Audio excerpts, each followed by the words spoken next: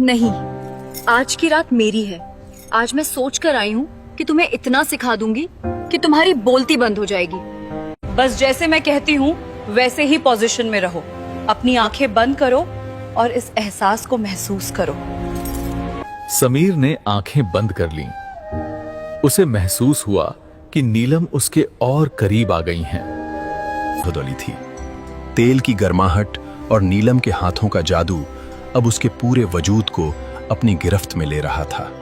यह एक ऐसी रात थी जो उसके जीवन का सबसे बड़ा रहस्य बनने वाली थी। तैयार हो देवर जी, अब जो होगा वो तुमने कभी अपनी कल्पना में भी नहीं सोचा होगा। ये भाभी का वादा है। मैं तैयार हूँ भाभी, अब देर मत कीजिए, बस शुरू हो जाइए। उस रात उस बंद कमरे में बारिश की आवाजों के बीच एक नई कहानी लिखी जा रही थी। इधर आओ देवर जी, आज मैं तुम्हें वो सिखाऊंगी जो तुम्हें कोई किताब नहीं सिखा सकती। और एक कलाकार को अपने औजारों और अपने स्पर्श पर पूरा नियंत्रण होना चाहिए। देखो मैं इस तेल की धार कैसे बनाती हूँ। भाभी, आप जितनी खूबसूरत और निखरी हुई हैं, उतनी ही आपकी बातें भी गहरी हैं। लेकिन ये सब तेल और ये बातें मुझे थोड़ा अजीब लग रहा है। अजीब क्यों? आज तुम यहाँ लेट जाओ। आज मैं तुम्हें मालिश की वो तकनीक सिखाऊंगी जिसे धार विधि कहते हैं। जब तेल की एक पतली धार शरीर के खास हिस्सों पर गिरती है तो वो केवल त्वचा को नहीं बल्कि रूह को भी सुकून देती है। और फिर जब तुम इसे अपनी पत्नी पर आजमाओगे तो देखना कितना आनंद आएगा। लागी। समीर चुपचाप बिस्तर पर लेट गया। नीलम ने कटोरी को थोड़ा ऊपर उठाया और तेल की एक सुनहरी धार समीर के पैर। कमरे में सन्नाटा था। सिर्फ उस तेल की गिरती बूंदों की आवाज और समीर की बढ़ती हुई सांसें सुनाई दे रही थीं। भाभी, इस पोजीशन में तो सच में बहुत आराम मिल रहा है। क्या ये वाकई इतना जरूरी है? जरूरी? समीर, ये अनिवार्य है। मैं तुम्हें ऐसी ऐसी पोजीशंस और तरीके बताऊंगी जो तुमने कभी सोचे भी नहीं होंगे। तुम्हें क्या लगा शादी सिर्फ साथ रहने का नाम है? नहीं, ये एक दूसरे को खुश करने की जिम्मेदारी है। अगर मैं तुम्हें आज नहीं सिखाऊंगी तो कल को मेरी देवरानी मुझसे कहेगी कि भाभी आपने अपने देवर को कुछ सिखाया ही नहीं। बात तो आपकी सही है भाभी।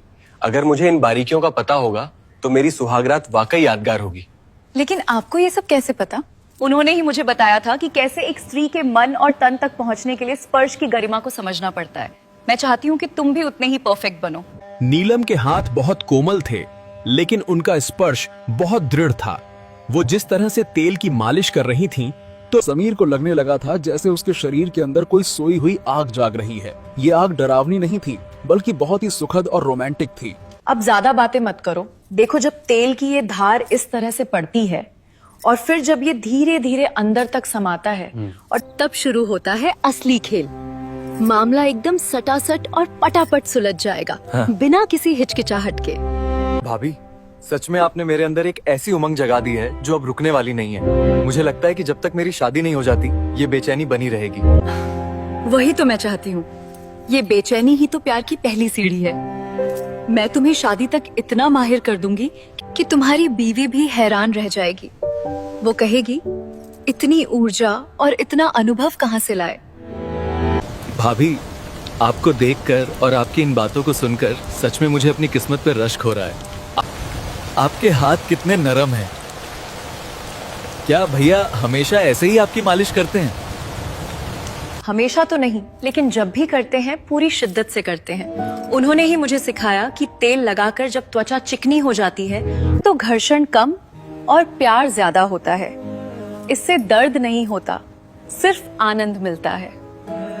नीलम ने तेल की एक और धार समीर की हथेलियों पर डाली।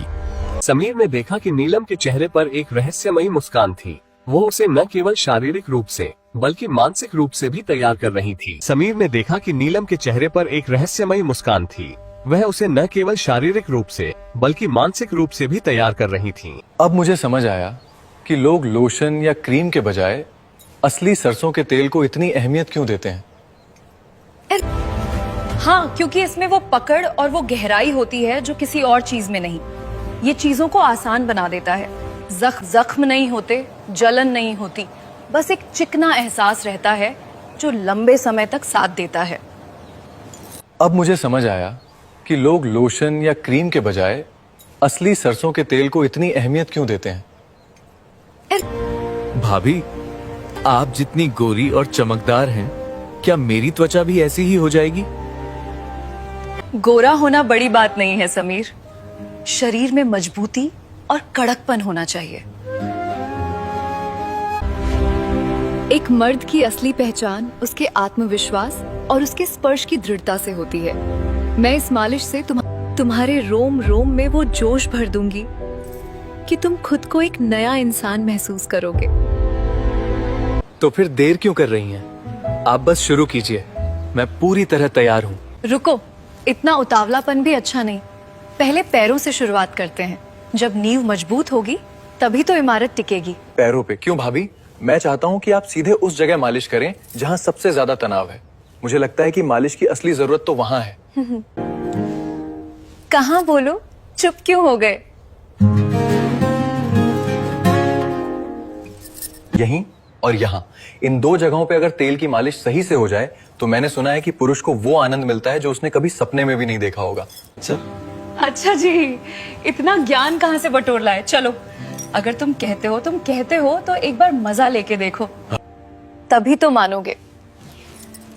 लेकिन इसके लिए तुम्हें थोड़ा और सहज होना होगा।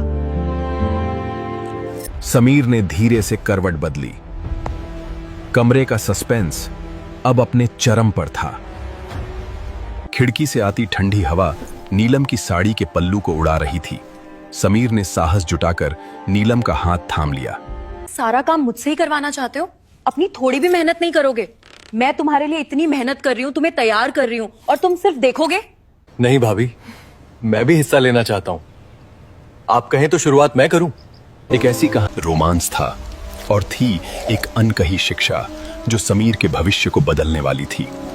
हवेली का वो कोना आज उस पवित्र लेकिन साहसी रिश्ते का गवाह बन गया था।